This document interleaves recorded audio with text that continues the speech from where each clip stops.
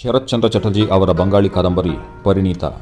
ಪ್ರಮುಖ ಪಾತ್ರಗಳು: ಲಲಿತಾ, ಕಥಾನಾಯಕಿ, ಬಡ ಕುಟುಂಬದ ಹುಡುಗಿ. ಚಿಕ್ಕ ವಯಸ್ಸಿನಲ್ಲೇ ಅನಾಥಳಾಗಿ ತನ್ನ ಚಿಕ್ಕಪ್ಪನ ಮನೆಯಲ್ಲಿ ಬೆಳೆಯುತ್ತಾಳೆ. ಅವಳು ಸಹಜ ಸೌಂದರ್ಯ ಮತ್ತು ಪ್ರಾಮಾಣಿಕತೆಯನ್ನು ಹೊಂದಿದ್ದಾಳೆ. ಶೇಖರ್ ರಾಯ್, ಕಥಾನಾಯಕ. ಲಲಿತಾ ಬೆಳೆಯುವ ಮನೆಯ ಪಕ್ಕದ ಮನೆಯ ಧನಿಕ ವ್ಯಕ್ತಿಯ ಮಗ. ಲಲಿತಳೊಂದಿಗೆ ಬಾಲ್ಯದಿಂದಲೂ ಸ್ನೇಹ ಹೊಂದಿದ್ದು ಕ್ರಮೇಣ ಅದು ಪ್ರೇಮವಾಗಿ ಬದಲಾಗುತ್ತದೆ. ಗಿರಿನ್, ಶ್ರೀಮಂತ ಮತ್ತು ಆಧುನಿಕ ವ್ಯಕ್ತಿ. ಇವನು ಲಲಿತಳತ್ತ ಆಕರ್ಷಿತನಾಗುತ್ತಾನೆ ಮತ್ತು ಕಥೆಯಲ್ಲಿ ಒಂದು ತಿರುವು ನೀಡುತ್ತಾನೆ. ಗುರುಚರಣ್, ಲಲಿತಳ ಚಿಕ್ಕಪ್ಪ. ಅವರ ಮನೆಯಲ್ಲಿ ಅವಳು ಬೆಳೆಯುತ್ತಾಳೆ. ಸಾಲ ಮತ್ತು ಆರ್ಥಿಕ ತೊಂದರೆಯಿಂದ ಗುರುಚರಣ್ ಬಳಲುತ್ತಿರುತ್ತಾರೆ. ಕಥಾ ಸಾರಾಂಶ: ಪರಿಣೀತ ಎಂದರೆ ವಿವಾಹಿತ ಮಹಿಳೆ ಎಂದರ್ಥ. ಈ ಕಾದಂಬರಿಯು 20ನೇ ಶತಮಾನದ ಪ್ರಾರಂಭದಲ್ಲಿ ಕೋಲ್ಕತ್ತಾದ ಶ್ರೀಮಂತ ಬಂಗಾಳಿ ಕುಟುಂಬಗಳ ಹಿನ್ನೆಲೆಯಲ್ಲಿ ಪ್ರೀತಿ, ಆರ್ಥಿಕ ಅಸಮಾನತೆ ಮತ್ತು ಸಾಮಾಜಿಕ ನಿರ್ಬಂಧಗಳ ಕಥೆಯನ್ನು ಹೇಳುತ್ತದೆ. ಲಲಿತಾ ಅನಾಥ ಹುಡುಗಿ. ಚಿಕ್ಕ ವಯಸ್ಸಿನಲ್ಲಿಯೇ ತನ್ನ ತಂದೆ ತಾಯಿಗಳನ್ನು ಕಳೆದುಕೊಂಡು ತನ್ನ ಚಿಕ್ಕಪ್ಪ ಗುರುಚರಣ್ ಅವರ ಮನೆಯಲ್ಲಿ ಬೆಳೆಯುತ್ತಾಳೆ. ಗುರುಚರಣ್ನ ಮನೆಯು ಅವರ ನೆರೆಮನೆಯಲ್ಲಿರುವ ಅತಿ ಶ್ರೀಮಂತ ರಾಯ್ ಕುಟುಂಬದವರ ಮನೆಯೊಂದಿಗೆ ಆರ್ಥಿಕವಾಗಿ ಮತ್ತು ಭಾವನಾತ್ಮಕವಾಗಿ ನಿಕಟ ಸಂಬಂಧ ಹೊಂದಿರುತ್ತದೆ. ರಾಯ್ ಕುಟುಂಬದ ಕಿರಿಯ ಮಗನಾದ ಶೇಖರ್ ರಾಯ್ ಮತ್ತು ಲಲಿತಾ ಬಾಲ್ಯದ ಸ್ನೇಹಿತರು. ಶೇಖರ್ ತನ್ನ ಎಲ್ಲ ಕೆಲಸಗಳನ್ನು ನೋಡಿಕೊಳ್ಳಲು ಲಲಿತಳ ಮೇಲೆ ಅವಲಂಬಿತನಾಗಿರುತ್ತಾನೆ ಮತ್ತು ಆಕೆಯನ್ನು ತನ್ನ ಆತ್ಮೀಯ ಒಡನಾಡಿಯಂತೆ ಕಾಣುತ್ತಾನೆ. ಕ್ರಮೇಣ ಅವರ ಈ ಬಾಲ್ಯದ ಸ್ನೇಹವು ಪ್ರೀತಿಯಾಗಿ ಮಾರ್ಪಡುತ್ತದೆ, ಆದರೆ ಅದನ್ನು ಅವರು ಇಬ್ಬರೂ ನೇರವಾಗಿ ಹೇಳಿಕೊಂಡಿರುವುದಿಲ್ಲ. ಗುರುಚರಣ್ ಕುಟುಂಬವು ಕಠಿಣ ಆರ್ಥಿಕ ಪರಿಸ್ಥಿತಿಯನ್ನು ಎದುರಿಸುತ್ತಿರುತ್ತದೆ. ಆತನಿಗೆ ಮನೆ ತುಂಬ ಹೆಣ್ಣು ಮಕ್ಕಳು. ಆವತ್ತಿನ ಬ್ರಾಹ್ಮಣ ಸಮಾಜದಲ್ಲಿ ಹೆಣ್ಣು ಮಕ್ಕಳ ಮದುವೆ ಮಾಡಲು ವರದಕ್ಷಿಣೆ ಇತ್ಯಾದಿಯಾಗಿ ಅತಿಯಾದ ಖರ್ಚು ತಗುಲುತ್ತಿತ್ತು. ಹಾಗಾಗಿ ಗುರುಚರಣ್ ಅವರಿಗೆ ಹಣದ ಅಗತ್ಯವಿರುತ್ತದೆ. ಈ ವಿಷಯ ಶೇಖರ್ಗೆ ಗೊತ್ತಿದ್ದರೂ ಆತ ಅವರಿಗೆ ಸಹಾಯ ಮಾಡಲು ಸಾಧ್ಯವಾಗುವುದಿಲ್ಲ. ಆಟವಾಡುತ್ತಾ ಹುಡುಗಾಟಿಕೆಯಲ್ಲಿ ಶೇಖರ್ ಮತ್ತು ಲಲಿತಾ ಹೂವಿನ ಹಾರಗಳನ್ನು ಬದಲಾಯಿಸಿಕೊಂಡಿರುತ್ತಾರೆ. ಅವರ ಈ ರಹಸ್ಯ ವಿವಾಹ ಯಾರ ಅರಿವಿಗೂ ಬಂದಿರುವುದಿಲ್ಲ. ಲಲಿತಳಿಗೆ ಹಾರ ಹಾಕುವ ಮೂಲಕ ಶೇಖರ್ ತನ್ನ ಮನದ ಇಂಗಿತವನ್ನು ವ್ಯಕ್ತಪಡಿಸಿರುತ್ತಾನೆ. ಆತ ಆ ಮದುವೆಯನ್ನು ಗಂಭೀರವಾಗಿ ತೆಗೆದುಕೊಂಡನೋ ಇಲ್ಲವೋ, ಆದರೆ ಲಲಿತಾ ಆತನನ್ನು ಆ ಕ್ಷಣದಿಂದ ತನ್ನ ಪತಿ ಎಂದು ಸ್ವೀಕರಿಸಿಬಿಡುತ್ತಾಳೆ. ಪರಸ್ಪರ ತಾವು ಪತಿ ಪತ್ನಿ ಎಂದು ಲಲಿತಾ ಭಾವಿಸುತ್ತಾಳೆ.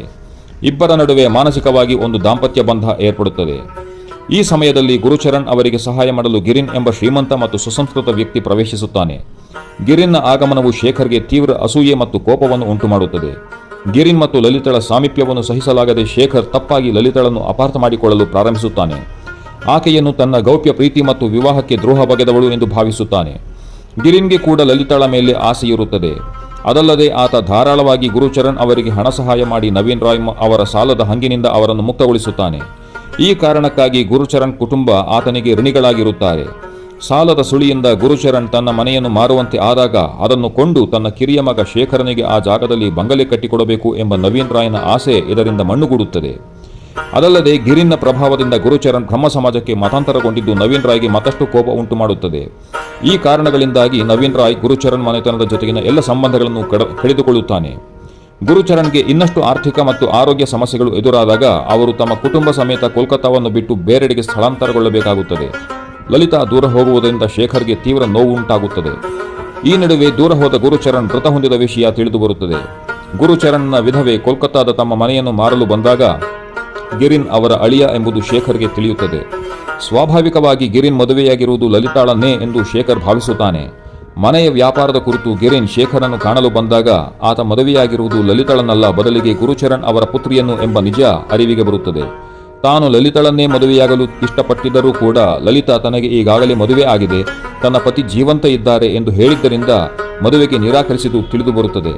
ಲಲಿತಾ ಇಷ್ಟು ವರ್ಷವಾದರೂ ಕೂಡ ತನ್ನನ್ನೇ ಪತಿ ಎಂದು ಭಾವಿಸಿ ಗುಪ್ತವಾಗಿ ತನ್ನ ಪತ್ನಿಯಾಗಿ ಬದುಕುತ್ತಿರುವುದನ್ನು ತಿಳಿದ ಶೇಖರನಿಗೆ ತುಂಬಾ ದುಃಖ ಮತ್ತು ಸಂತೋಷ ಎರಡೂ ಆಗುತ್ತದೆ. ಶೇಖರ್ಗೆ ತನ್ನ ತಪ್ಪಿನ ಅರಿವಾಗುತ್ತದೆ. ಆತ ತಮ್ಮ ವಿವಾಹವನ್ನು ರಹಸ್ಯವಾಗಿಟ್ಟಿದ್ದರಿಂದ ಲಲಿತಾ ಎಷ್ಟು ನೋವು ಅನುಭವಿಸಿದ್ದಾಳೆ ಎಂಬುದು ತಿಳಿಯುತ್ತದೆ. ಅಂತಿಮವಾಗಿ ಶೇಖರ್ ತನ್ನ ತಾಯಿ ಭುವನೇಶ್ವರಿಗೆ ಎಲ್ಲ ವಿಷಯವನ್ನು ಹೇಳಿ ಲಲಿತಳನ್ನು ತನ್ನ ಮನೆಯ ಸೊಸೆಯನ್ನಾಗಿ ಸ್ವೀಕರಿಸುವಂತೆ ಮಾಡುವುದರೊಂದಿಗೆ ಕಥೆ ಸುಖಾಂತ್ಯ ಕಾಣುತ್ತದೆ. ಈ ಕಥೆಯು ಸಾಮಾಜಿಕ ಸ್ಥಾನಮಾನವನ್ನು ಮೀರಿ ಪ್ರೀತಿಯು ಹೇಗೆ ವಿಜಯ ಸಾಧಿಸುತ್ತದೆ ಎಂಬುದನ್ನು ತೋರಿಸುತ್ತದೆ.